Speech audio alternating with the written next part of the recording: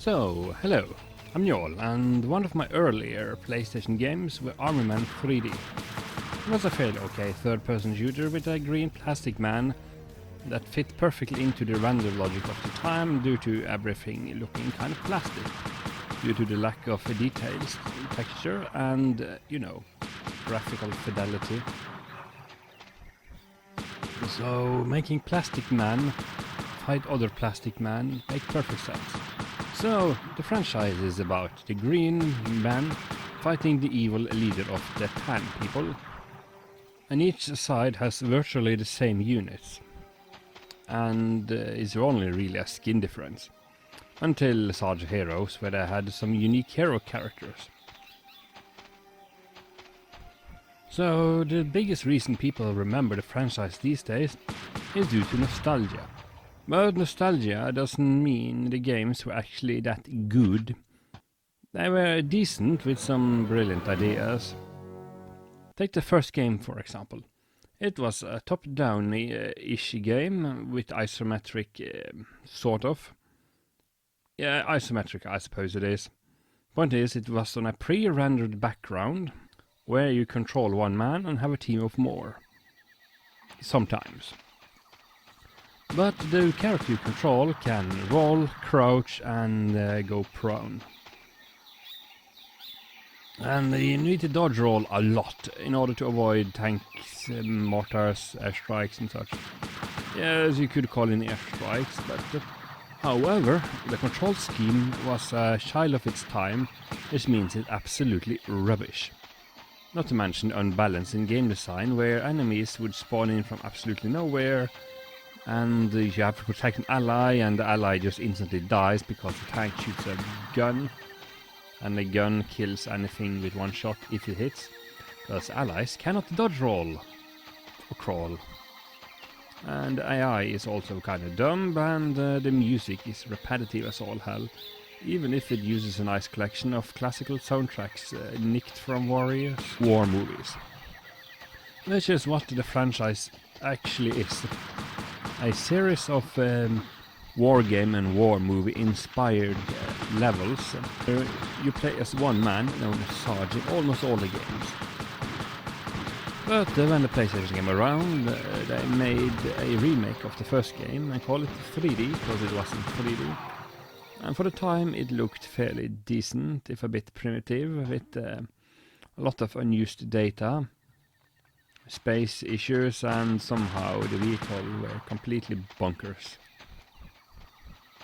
But it worked, and it was playable, even though it has some annoying design decisions that kept following the 3D games. And that is the fact that you have no crosshair on screen.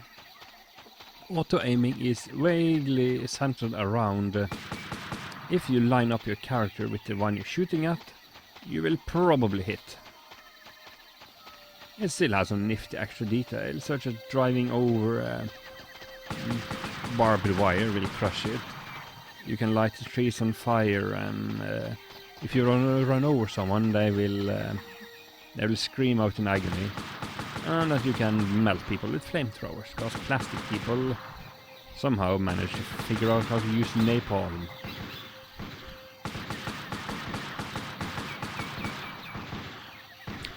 Which means that combat is mostly relegated to you jump behind cover, you roll out and go boom boom boom, and roll back again and dodge enemy fire.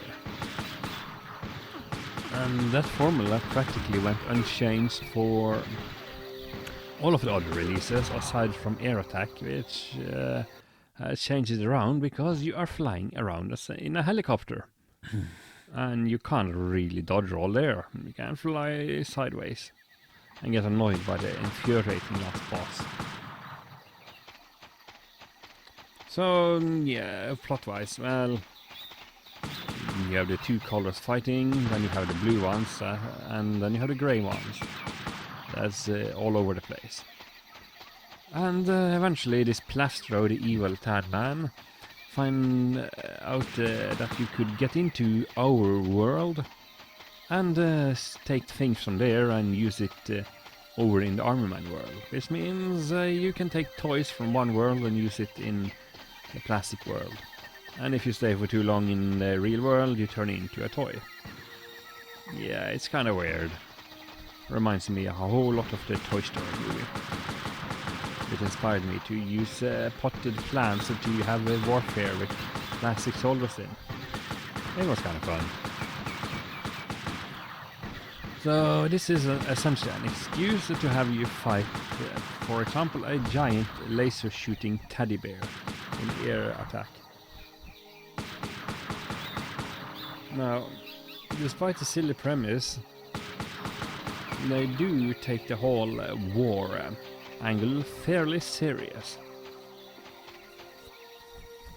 You have prisoners of war, you have war crimes, you have escort missions, sabotages, stupid turret sequences that are practically impossible due to poor programming and lack of aiming reticule. Especially the World of the War had this serious issue.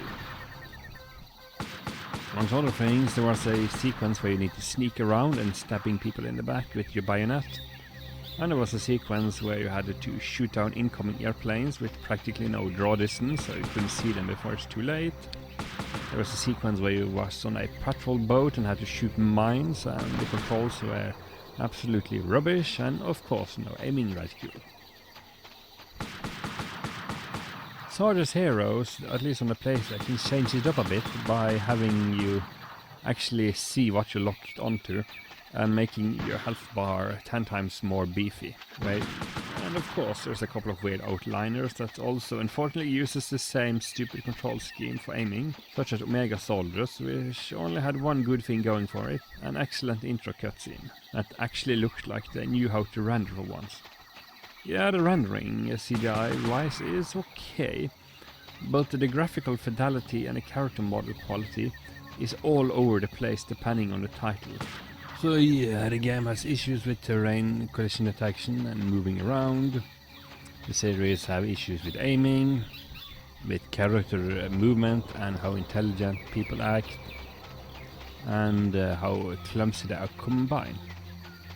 So yeah, it's mostly nostalgia holding these obvious low production shovelware games together that slowly but surely declined after the first two games, or maybe the three first games, where the most noticeable thing with all of them is the fact that the concept is brilliant. The setting works just fine, the writing was okay, but it was also incredibly low effort and held together with bubblegum and chewing tape. So why am I bringing this up is that I find it interesting how it's an influential series in some regards, yet completely neglected, completely ignored, and has so much wasted potential. But hey, that's just me rambling about Army Man as a series, where the most impressive thing was their ability to render living rooms and kitchens. My name is Joel, I'm signing out. Like, follow and subscribe, and I have a Patreon and a Twitch channel. Links down below.